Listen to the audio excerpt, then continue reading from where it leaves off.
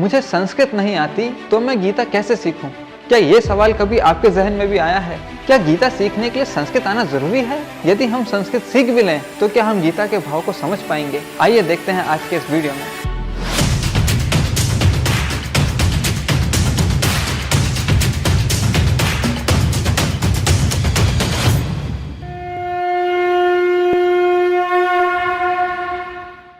हरे कृष्णा, गीता अमृत में आपका स्वागत है। अक्सर हम देखते हैं कि लोग भगवत गीता पढ़ने के लिए बहुत उत्साहित होते हैं, किंतु जब उनके सामने प्रश्न आता है कि मुझे संस्कृत नहीं आती तो मैं गीता कैसे समझ सकता हूँ, वे हतोत्साहित होकर गीता को परे रख देते हैं। किंतु क्या वास्तव में भगवत गीता समझने के लिए संस्कृत आना जरूरी है? भगवान श्री कृष्ण भगवत गीता में बोलते हैं कि हे अर्जुन, ये गीता एक गूढ़ रहस्य है। स एवायम मया ते अद्य योग प्रोक्त पुरातना भक्तो असी में सखा चेती रहस्यम ही एतदुत्तमम्। ये बहुत उत्तम श्रेणी का रहस्य है। लेकिन है अर्जुन, मैं तुमसे ये दिव्य ज्ञान, ये गुह्य रहस्यमय ज्ञान क्यों कह रहा हूँ? इसलिए नहीं कि अर्जुन संस्कृत के विद्वान हैं या बहुत ज्ञानी पंडित हैं, बल्कि इसलिए कि अर्जुन भगवान के भक्त और सखा हैं। भक्तो असी में सखा चेती रहस्यम ही एतदुत्तमम्। इस भगवत गीता के रहस्य को समझने के लिए संस्कृत आना अनिवार्य नहीं है, अनिवार्य है भगवान का भक्त बनना।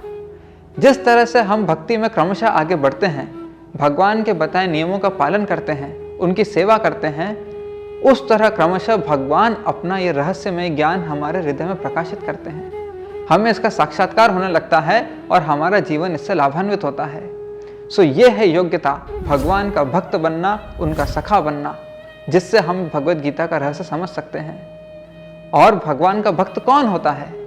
भक्त का अर्थ है वो जो अनुकूल भाव से भगवान के आदेश का पालन करे, भगवान के दिए हुए आदेश को अपने सर आंखों पर रखे और उस पर अमल करे, उसे कहा जाता है भक्त। सो ये है योग्यता भगवत गीता समझने की। और इसकी विधि भगवान श्री कृष्ण बताते हैं कि तद विद्धि प्रणिपातेन परिप्रश्नेन सेवया उपदेक्षन्ति ते ज्ञानम ज्ञानिनस् तत्वदर्शिना। तुम एक प्रामाणिक गुरु के पास जाओ जिन्होंने इस भगवत गीता को यथारूप समझा है, इसके मर्म को समझा है। उनके आगे शरणागत होकर विनीत भाव से जिज्ञासा करो और उनकी सेवा करो। इस प्रकार तुम उनसे इस ज्ञान को प्राप्त करके इसका साक्षात्कार कर सकते हो। सो हमें ये गीता का ज्ञान एक प्रामाणिक संप्रदाय में लेना है, एक प्रामाणिक स्रोत से लेना है और एक भक्त के रूप में शरणागत होकर इसका आचरण करना है। तब हम इसका साक्षात्कार कर सकते हैं और इस गीता को आत्मसात कर सकते हैं। भगवत गीता में आपका पसंदीदा श्लोक कौन सा है? नीचे कमेंट बॉक्स में हमारे साथ शेयर करना ना भूलें। ग्रंथराज श्रीमद् भगवद गीता की जय। हरे कृष्ण।